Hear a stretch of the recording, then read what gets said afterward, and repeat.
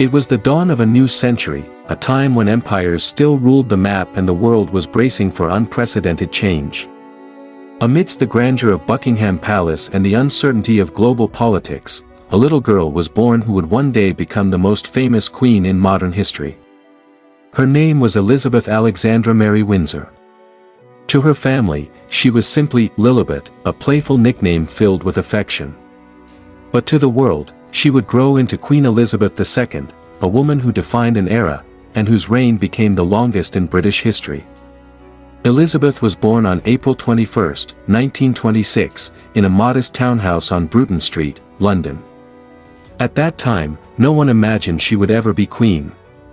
She was third in line to the throne, and her father, the Duke of York, was a reserved man who never expected to rule.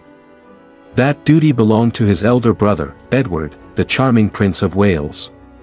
History, however, had other plans. As a child, Elizabeth lived a sheltered but disciplined life. She adored horses and dogs, interests that would stay with her throughout her lifetime. Tutors and governesses educated her in history, literature, and responsibility. Even at the age of 6, she was described as serious, composed, and astonishingly responsible for her age. She shared her early years with her younger sister, Margaret. Together, they were a contrasting pair, Elizabeth cautious and thoughtful, Margaret spirited and carefree. Their bond captured the public's imagination and hinted at the different paths they would later take within the royal family. Beyond the palace walls, the world was shifting rapidly. The Great Depression had shaken nations, dictatorships were rising across Europe, and the storm clouds of another global war were gathering. When Elizabeth was 13, Britain was plunged into the Second World War. The royal family faced the same dangers as ordinary citizens. German bombs rained down on London, and while many children were sent away to safety, Elizabeth and Margaret remained in Windsor Castle. Their father, King George VI, made a firm decision: the children won't go without me. I won't leave without the king. And the king will never leave. This choice shaped Elizabeth's sense of duty. At just 14, she delivered her first public broadcast on the radio, speaking directly to the children who had been evacuated. She offered comfort and reassurance: in the end, all will be well, for God will care for us and give us victory and peace. Millions listened, and for the first time, Britain saw in her a calm, steady voice of hope. The war years transformed the young princess. She later joined the Auxiliary Territorial Service, where she trained as a mechanic and learned to drive military vehicles, the only British monarch to serve in uniform during wartime. By the war's end, Elizabeth was no longer just a royal child. She had become a living symbol of resilience for a nation battered but unbroken. Before moving forward in her story, a quick note: if you enjoy exploring powerful stories from history, don't forget to subscribe to Hidden Epoke. We bring you untold legacies, one story at a time. From a quiet London townhouse to the shadow of global conflict, Elizabeth's early years had already revealed her strength and determination. She had been molded by discipline, duty, and sacrifice. And though she never sought the crown, destiny was preparing her for it. This was only the beginning of the story of Queen Elizabeth II. The year was 1952. Britain was still recovering from the scars of the Second World War. Cities were rebuilding, families were healing, and the empire that had once stretched across the globe was beginning to fade. It was in this uncertain world that destiny came calling for Princess Elizabeth. Her father, King George VI, had never expected to be king. He was a quiet, reluctant monarch who carried the crown after his brother, Edward VIII, abdicated to marry Wallis Simpson. George had guided Britain through war with courage and humility, but years of stress and poor health had taken their toll. On February 6, 1952, while Elizabeth was traveling in Kenya on a royal tour, the news arrived: King George VI had died in his sleep. In that moment, at just 25 years old, Elizabeth was no longer a princess. She was now the Queen of the United Kingdom. The image of the young queen, thousands of miles from home, dressed in mourning black as she prepared to fly back to London, captured the hearts of millions. There was no grand announcement, no preparation for the role, just the sudden and heavy weight of a crown placed upon her. When she returned to London, she stepped off the plane as Queen Elizabeth II. The nation, still grieving its wartime leader, now looked to her with a mixture of uncertainty and hope. Could this young woman carry the responsibility of monarchy in a rapidly changing world? Her official coronation took place the following year, on June 2, 1953, in Westminster Abbey. It was an event steeped in tradition, but also marked by something revolutionary. For the first time in history, the coronation was broadcast live on television. Millions across Britain, Europe, and America tuned in to witness the ceremony. Families gathered around their black and white screens, watching as the golden crown was placed upon Elizabeth's head. For many, it was the first time they had ever seen such a sacred royal ritual unfold.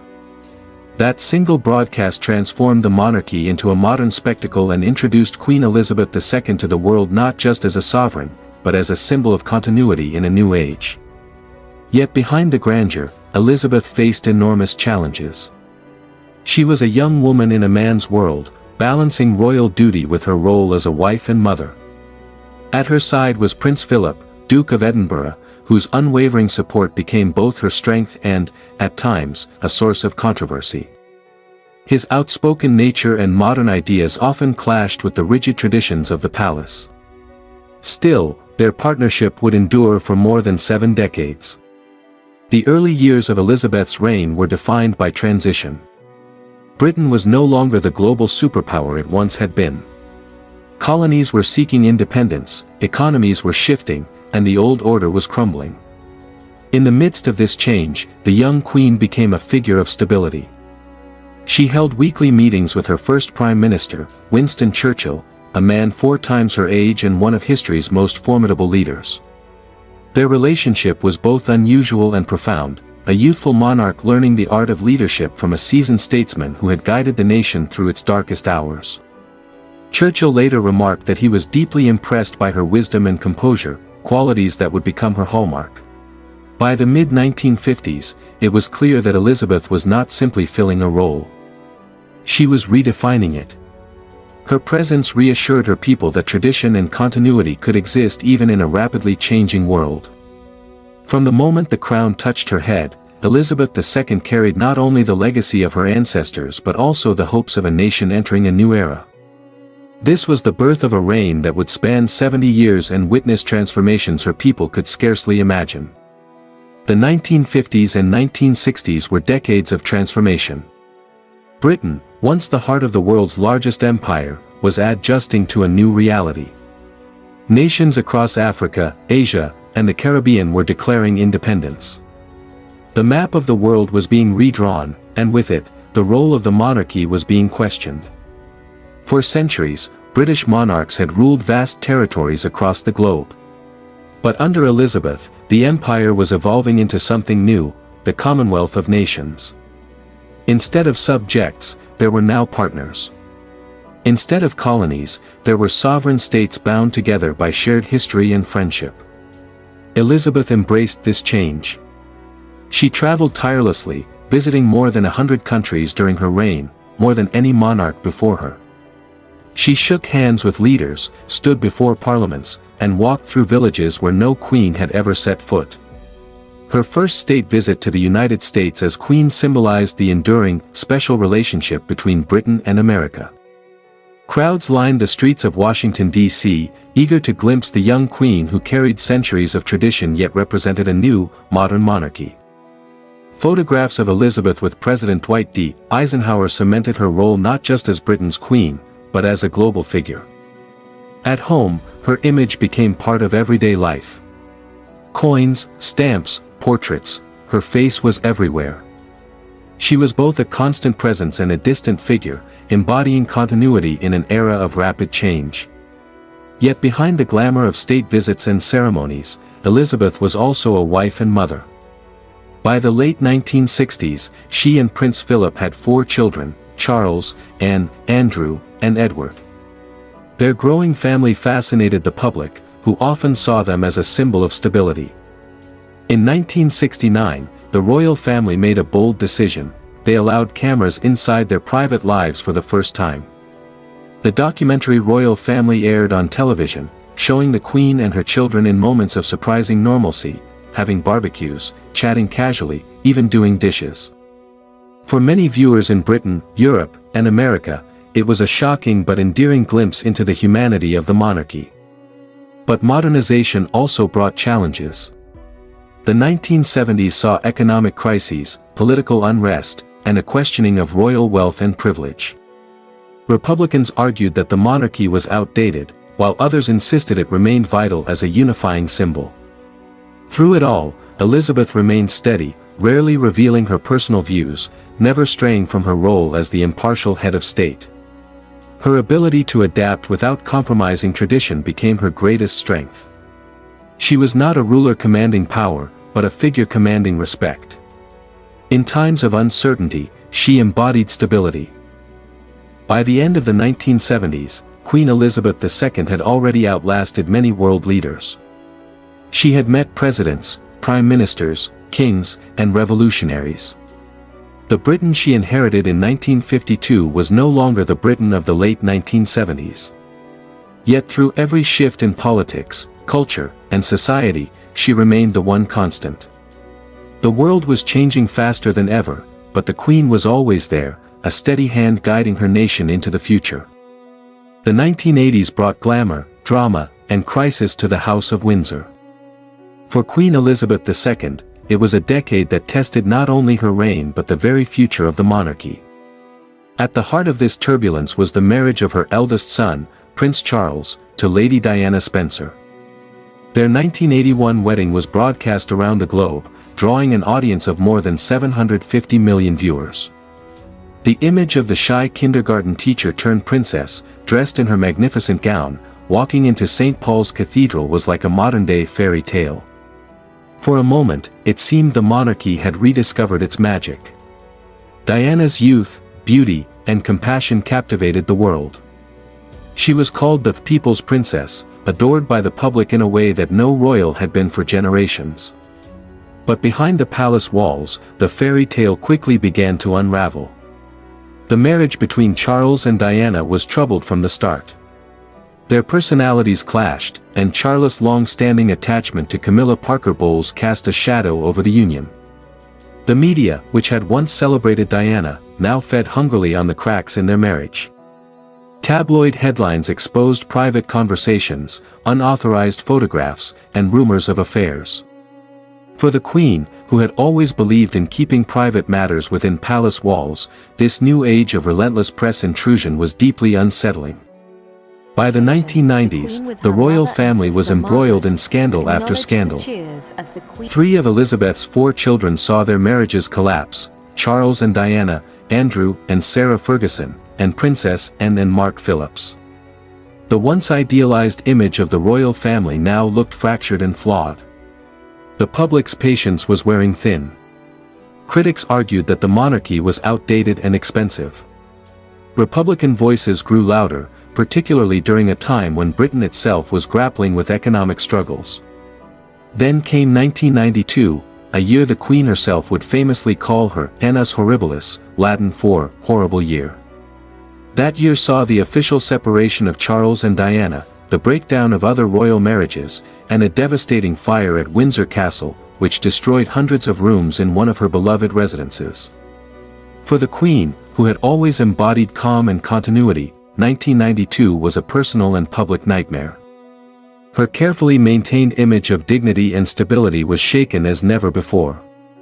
The most painful blow, however, came in 1997.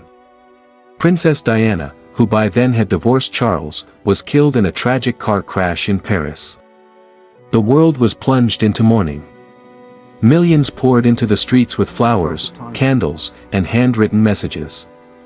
Diana's death unleashed a tidal wave of grief and anger. Many in Britain felt that the royal family, and particularly the Queen, had remained too distant, too silent in the face of the people's sorrow. The monarchy, once seen as untouchable, suddenly seemed fragile. It was only after Elizabeth addressed the nation directly in a rare televised speech that public anger began to soften. Speaking as both monarch and grandmother, she acknowledged Diana's impact and the depth of public emotion. For many, it was a turning point, a reminder that the Queen, though reserved, was not without compassion. The crises of the 1980s and 1990s left deep scars, but they also reshaped the monarchy. Elizabeth had weathered the storm, proving once again her resilience. She had adapted to a changing world, even when it meant stepping outside her comfort zone. By the dawn of the new millennium, the Queen had emerged stronger, tempered by adversity, and ready to guide her people into the 21st century. The dawn of the 21st century brought new challenges and new opportunities for Queen Elizabeth II. The world was moving faster than ever. Technology, globalization, and changing social values demanded that even centuries-old institutions evolve.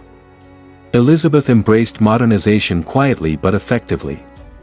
She met presidents from George W. Bush to Barack Obama, prime ministers from Tony Blair to Boris Johnson, always balancing protocol with warmth. Her presence reassured leaders and citizens alike that Britain's monarchy was both enduring and adaptable. International diplomacy became a cornerstone of her reign. State visits were no longer ceremonial alone, they were opportunities to build alliances, promote trade, and strengthen the Commonwealth. She became a global figure, recognized and respected far beyond the borders of the United Kingdom. Within her family, challenges persisted. The marriage of Prince William and Catherine Middleton brought renewed optimism, but the relationship between Prince Harry and Meghan Markle shook the monarchy in unprecedented ways. Their decision to step back from royal duties, combined with public interviews criticizing the institution, presented Elizabeth with a modern dilemma: how to preserve tradition while acknowledging personal grievances. The Queen responded with measured discretion.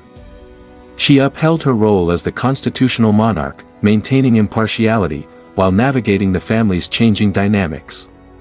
Her ability to adapt, without compromising her principles, became a defining feature of her later years. Elizabeth also embraced technology in a subtle way. She delivered speeches online, appeared in recorded messages to mark important events, and even released a Christmas message in the early days of social media. While she remained reserved, the monarchy was no longer entirely separate from the digital age. By 2022, Queen Elizabeth II had witnessed 7 decades of history, wars, political upheavals, technological revolutions, and societal transformations. She had met countless world leaders, guided generations of her own family, and remained a symbol of stability in an often chaotic world. Her passing on September 8, 2022, marked the end of an era. The world mourned, not only a monarch but a figure who had symbolized continuity, duty, and resilience. Streets in London were lined with thousands paying tribute. Messages poured in from presidents, prime ministers, and citizens across continents. For many, she had become more than a queen, she was a timeless symbol of unity and dedication. Elizabeth Alexandra Mary Windsor had lived a life of service unparalleled in modern history. Her legacy would endure not only in the monarchy she preserved but in the hearts of those she inspired worldwide. Queen Elizabeth II's reign was more than just a passage of time. It was an era defined by resilience, duty, and adaptability. For 70 years, she stood as a symbol of continuity in a world marked by relentless change. She witnessed the transformation of Britain from a global empire to a modern constitutional monarchy. She saw nations gain independence, economies rise and fall, and societies evolve in ways her ancestors could never have imagined. Through it all, she remained steadfast, embodying the values of service, discretion, and dignity. Her influence extended far beyond the borders of the United Kingdom. As head of the Commonwealth, she fostered connections across continents, bringing together diverse nations with a shared history. Her travels and diplomacy made her a respected figure globally, admired for her calm authority and unwavering commitment. Elizabeth's legacy was not only political or ceremonial, it was deeply human. She navigated personal hardships, family scandals, and public scrutiny with remarkable composure. In doing so, she taught the world the power of patience, discretion, and responsibility. Generations grew up with her presence as a constant reassurance, a reminder that even amidst turmoil, stability is possible. Her life also reflected the balance between tradition and modernity. She maintained the rituals and dignity of monarchy while allowing it to adapt, slowly, to the expectations of a changing society. From embracing technology to opening palace life to documentaries, she demonstrated that even the oldest institutions could find relevance in the modern world. When she passed away in 2022, millions mourned. But her story does not end there. Queen Elizabeth II's reign will be remembered as a bridge between centuries, a life of service that continues to inspire leaders, citizens, and young people across the globe. In the end, Elizabeth Alexandra Mary Windsor was not just a queen of Britain, she was a queen of history itself. Her legacy endures, quietly but powerfully, in every nation she touched, every tradition she preserved, and every life she inspired. If you've enjoyed this journey through history, make sure to subscribe to Hidden Epoke for more untold stories and fascinating legacies from the past. Each story brings the past to life, one legacy at a time.